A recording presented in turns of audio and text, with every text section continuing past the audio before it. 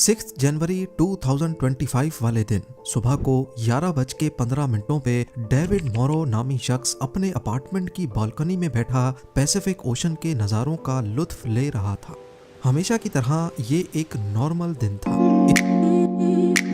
इतने में उसके अपार्टमेंट से करीब 5 मील दूर पैसिफिक पैलिसेड्स की पहाड़ियों पर उसे भड़कती हुई चिंगारियों के साथ आग नजर आती है। देखते ही देखते सिर्फ 1 घंटे के दौरान ये आग इतनी फैल गई कि धुएं ने पहाड़ को पूरी तरह से छुपा दिया। सैटेलाइट व्यू में देखा जाए तो सबसे पहले ये आग पैलिसेड्स के पहाड़ों पर रिपोर्ट हुई थी, लेकिन उसके चंद घंटों के बाद ये ईटॉन, हर्स्ट, केनेथ, गेटी, स्किरबॉल और सैन फर्नांडो के एरिया तक फैल गई। जिस वक्त ये आग लगी उस वक्त यहाँ 100 किलोमीटर पर आवर की हवाएं चल रही थी, जिनकी डायरेक्शन इनलैंड से ओशन की तरफ थी। अब यहाँ सवाल ये पैदा होता है कि अगर सबसे पहले आग पैलिसेड्स में लगी थी जो ओशन के बिल्कुल करीब है, तो फिर वहां से आग हवा के ऑपोजिट डायरेक्शन में 30 से 40 किलोमीटर दूर तक कैसे फैल गई। नाजरीन, इस आग ने टोटल 38,000 एकड़ या फिर 150 स्क्वायर किलोमीटर के एरिया को उजाड़ कर रख दिया है। 12,000 से ज्यादा बिल्डिंग्स और घर तबाह हो चुके हैं और 1,80,000 लोग अपने घर छोड़ चुके हैं। ये लॉस एंजलिस की हिस्ट्री में सबसे तबाहकुन आग है, जो अभी तक इस वीडियो की प्रोडक्शन के दौरान भी पूरी तरह बुझाई नहीं जा सकी। आग को बुझाने की हर मुमकिन कोशिश नाकाम होती दिख रही है। वाटर बॉम्बर्स एक वक्त में 45,000 लीटर पानी फेंक रहे हैं, जो इस आग के सामने चंद बूंदों के बराबर लगते हैं। वाटर बॉम्बर्स की मदद से स्पेशल केमिकल भी फेंका जा रहा है, लेकिन कुदरत के सामने सारी मेहनत बेकार होती दिखाई दे रही है। कैलिफोर्निया, जहां पहले से पानी की कमी है, जिसकी वजह से अक्सर फायर हाइड्रेंट्स खाली पड़े थे, 7 अलग अलग एरियाज में फैलने की वजह से फायर फाइटर्स और उनका इक्विपमेंट भी डिवाइड हो गया। और ऊपर से 70 से 100 किलोमीटर पर आवर की हवाएं जब आग पर पड़ी तो ये आग और ज्यादा भड़कने लगी। लॉस एंजलिस वाइल्ड फायर फैलने की असल वजह जानने से पहले देखते हैं कि कैलिफोर्निया में इससे पहले कितनी बार वाइल्ड फायर्स ने हमला किया है। पिछले 25 सालों के डाटा में देखा जाए तो कैलिफोर्निया वाइल्ड फायर का हॉट स्पॉट रहा है। ईयर 2003 में सैन डिएगो काउंटी में सीडर फायर ने 2,73,000 एकड़ पर हमला किया। 25 अक्टूबर से भड़कने वाली आग ने 4 नवंबर 2003 को दम तोड़ा। 2017 में टब्स फायर ने 36,000 एकड़ जला दिए और ये भी अक्टूबर के महीने में लगी। दोबारा 2017 में थॉमस फायर ने 2,80,000 एकड़ राख बना दिए। ये आग दिसंबर में शुरू हुई और जनवरी में खत्म। 8 नवंबर 2018 को कैंप फायर ने 1.5 लाख एकड़ जलाए और 17 दिनों के बाद 25 नवंबर को खत्म हुई। इसी तरह 2020 में ग्लास फायर ने 67,000 एकड़ पर हमला किया और ये भी सितंबर में शुरू होकर पूरे महीने बाद अक्टूबर में खत्म हुई। अगर इन तमाम वाइल्ड फायर्स की डेट्स पर गौर किया जाए तो इनमें एक चीज बहुत कॉमन है, विंटर्स। यानी ये वाइल्ड फायर्स सर्दियों के महीने में ही लगी हैं और अभी लॉस एंजलिस वाइल्ड फायर भी पीक विंटर्स में ही लगी। तो आखिर क्या वजह है कि कैलिफोर्निया की हिस्ट्री में ज्यादातर वाइल्ड फायर्स सिर्फ विंटर्स में ही लगी हैं? इस सवाल का जवाब छुपा है एक ऐसे फिनोमेनन में जिसे सेंटा एना विंड्स कहा जाता है। जी हाँ, सेंटा एना विंड्स गर्म और सूखी हवाएं हैं जो सदर्न कैलिफोर्निया और बाहा कैलिफोर्निया में स्पेशली ऑटम और विंटर्स के दौरान चलती हैं। गूगल अर्थ पर देखा जाए तो कैलिफोर्निया के ईस्ट में दूर दूर तक सिर्फ डेजर्ट है, जिसको मोहावी डेजर्ट या फिर ग्रेट बेसन भी कहते हैं। सूरज की तपिश डेजर्ट को गर्म करती है, जिसकी वजह से यहाँ की हवा का प्रेशर बढ़ने लगता है। दूसरी तरफ ओशन की बात की जाए तो यहाँ की हवा ठंडी होती है और प्रेशर कम। हमने 6th ग्रेड में पढ़ा था कि हवा हाई प्रेशर से लो प्रेशर की तरफ ट्रेवल करती है। जितना ज्यादा प्रेशर में फर्क होगा उतनी तेजी से हवा ट्रेवल करेगी और यहाँ पर भी कुछ ऐसा ही होता है। साउथ ईस्ट कैलिफोर्निया से सेंटा एना विंड्स तेजी से ओशन की तरफ बढ़ती हैं।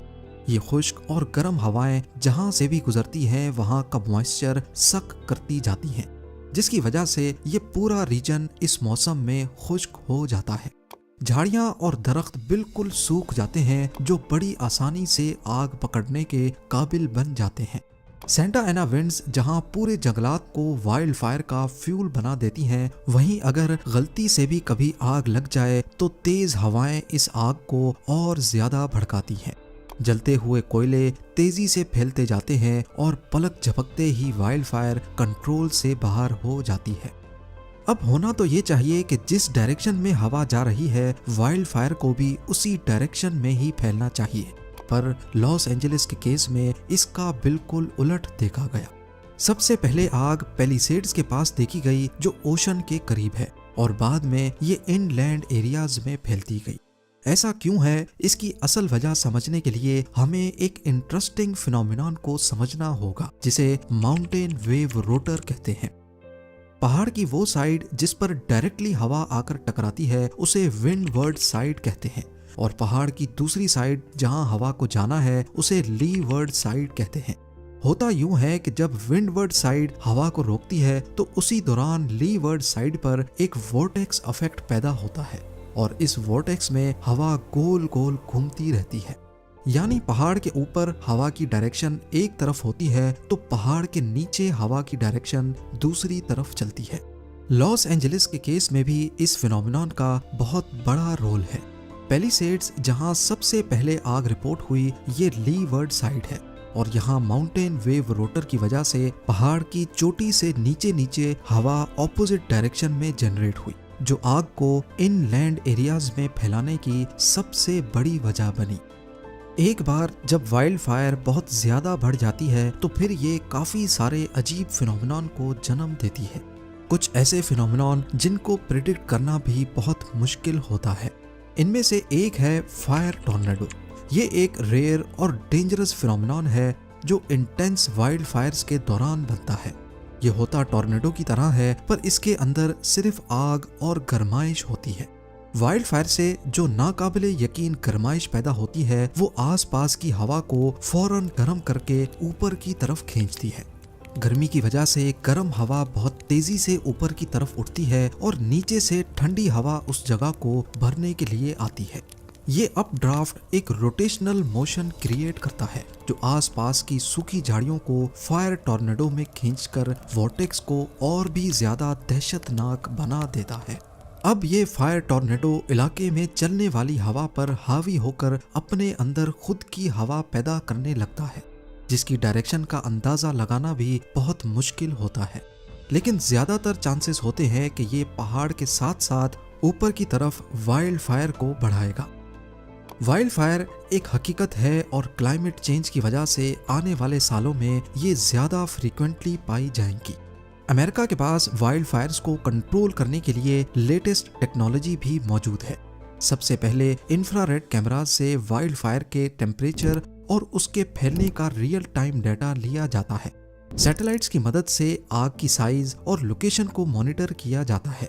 आजकल तो आर्टिफिशियल इंटेलिजेंस की मदद से आग के फैलने की डायरेक्शन को प्रिडिक्ट भी किया जाता है, और फिर ये सारी इंफॉर्मेशन फायर फाइटर्स तक पहुंचाई जाती है। फायर फाइटर्स कोशिश करते हैं कि जहां आग लगी है उसके इर्द गिर्द केमिकल स्प्रे करें, ताकि आग ज्यादा ना बढ़ सके। पर लॉस एंजलिस में फायर फाइटर्स पहले एक एरिया की आग को कंट्रोल करते, तो हवा के जरिए आग दूसरी जगह तक फैल जाती थी। अमेरिका की हिस्ट्री में पहली रिकॉर्डेड वाइल्ड फायर साल 1871 में मिशिगन के पास लगी थी। इस वाइल्ड फायर में 12 लाख एकड़ राख की नजर हो गए और 2500 जानें जाया हो गईं। 1871 की पेस्टिगो फायर से लेकर आज की लॉस एंजलिस वाइल्ड फायर तक नेचर हमें इशारा दे रही है कि आग पर काबू पाना आज भी करीब नामुमकिन है। लेकिन अगर हम कुदरत को समझने की कोशिश करें और क्लाइमेट चेंज से लड़ने के बजाय उसके हिसाब से चलने की कोशिश करें, तो शायद वाइल्ड फायर्स का सिलसिला दोबारा से थम सकता है। उम्मीद है आप लोग भरपूर लाइक और शेयर करेंगे।